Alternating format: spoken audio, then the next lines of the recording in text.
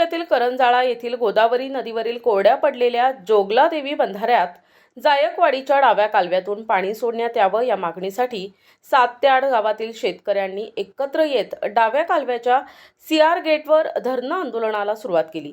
दिवसेंदिवस उन्हाची तीव्रता वाढत चालली असल्यानं पाणी पातळीमध्ये झपाट्यानं घट होत आहे आणि त्याचाच परिणाम आता शेतकऱ्यांच्या पिकांना बसू लागलाय आणि ही पिकं करपून आणि सुकून जाऊ लागल्यानं हातातील पिकं निसटून जाण्याची धास्ती या शेतकऱ्यांना लागल्यानं हे शेतकरी चिंतेत सापडले असल्यानं या शेतकऱ्यांनी पाण्याच्या मागणीसाठी हे धरणं आंदोलन सुरू केलंय।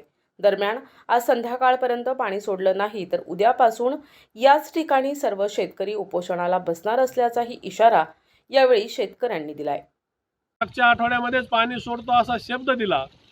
शब्द देऊन सुद्धा ते वेळोवेळी टाळाटाळ करत असल्यामुळं नाईलाजाने आज जोगलादेवी बंधाऱ्यावरील जेवढे काही ग्रामस्थ आणि गावकरी आहेत त्यांनी सगळ्यांनी एकमताने एक ठराव केला की हे अशा पद्धतीने सोडणार नाहीत।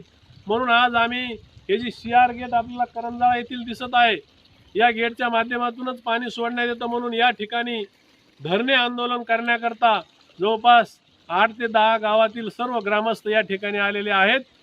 आज धरणे आंदोलनाच्या माध्यमातून त्यांना एक इशारा या ठिकाणी आम्ही सगळे देतो, जर त्यांनी आज पाणी नाही सोडलं तर उद्यापासून आम्ही सर्व शेतकरी बांधव आणि ग्रामस्थ या ठिकाणी उपोषणाला बसणार आहोत। NTV news Marathi, Jalna.